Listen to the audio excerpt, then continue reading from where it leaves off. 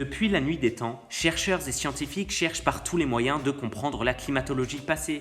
Les paramètres de Milankovitch, découverts à la fin du 19e siècle, les radioisotopes, carbone 14, tritium, découverts quant à eux au début du 20e. Mais n'existe-t-il pas une toute autre alternative qui se situe tout autour de nous et que pourtant nous plongeons dans l'ignorance? Les végétaux. Effectivement, ils constituent de véritables indicateurs du climat des temps passés. C'est la dendrochronologie. Mais en quoi consiste-t-elle? Tout d'abord, rappelons que les végétaux possèdent un métabolisme propre, la photosynthèse, qui consiste à produire de la matière organique à partir de matières minérales et gazeuses. On parle d'autotrophisme. Parmi ces matières organiques, il existe deux métabolites primaires, les principaux composants du tronc végétal, la lignine et la cellulose.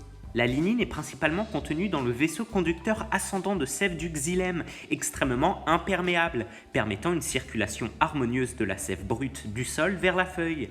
Un végétal est composé en moyenne de 25% de lignine. Concernant son deuxième composant, la cellulose, formé par un photosystème complexe faisant intervenir la cellulose synthase, celui-ci est extrêmement résistant à la décomposition et constitue près de 50% du tronc végétal. Toutefois, pour que ces matières soient synthétisées, il faut des conditions environnementales bien particulières, propres à chaque autotrophe.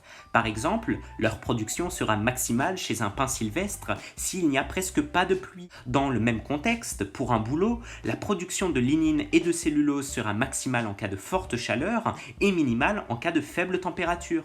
De ce fait, pour un biotope donné et pour des espèces végétales bien précises, on peut aisément déterminer en analysant leurs cernes les conditions atmosphériques. En effet, rappelons que ces paramètres ne sont pas figés et que dans le cas contraire, la dendrochronologie serait bel et bien impossible. Cela est notamment explicable par les trois paramètres de Milankovitch: excentricité, obliquité, précession des équinoxes. Dès lors, il existe tout de même des variations climatiques que l'on peut aisément déterminer au niveau des troncs. Pour cela, analysons une coupe de troncs issue de l'Institut fédéral de recherche sur forêt.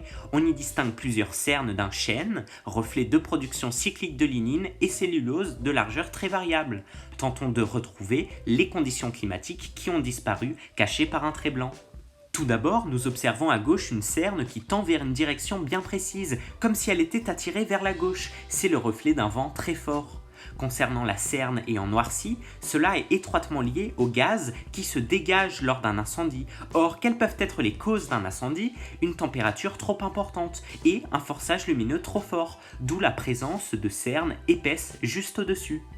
Enfin, la cerne présente au niveau de l'extrémité du tronc d'arbre est très fine, à tel point qu'on ne la distingue pas des autres, formant une sorte de sous-organisation. En outre, la part d'énergie lumineuse fut très faible. Dès lors, au travers de cet arbre, on peut aisément comprendre non pas la météorologie, c'est-à-dire les paramètres atmosphériques à courte échelle, mais ici à une échelle en centaines d'années. Maintenant, comment peut-on associer ces climats à un âge exact? C'est la datation absolue. Eh bien, usons la décroissance radioactive par le carbone 14, qui est un azote 14 ayant émis un proton sous l'impact d'un photon de fort quantum énergétique, dont la demi-vie est d'environ 5731 ans. En utilisant un spectromètre de masse et un agitateur de particules qui se base sur une proportion masse-énergie bien particulière, on peut en déterminer le nombre d'éléments radioactifs par rapport au nombre d'éléments radiogéniques. Et de ce fait, par des formules mathématiques complexes, le nombre d'éléments radioactifs à un temps t est égal au nombre d'éléments radioactifs au temps 0 exponentielle moins lambda t, en dégager un âge exact.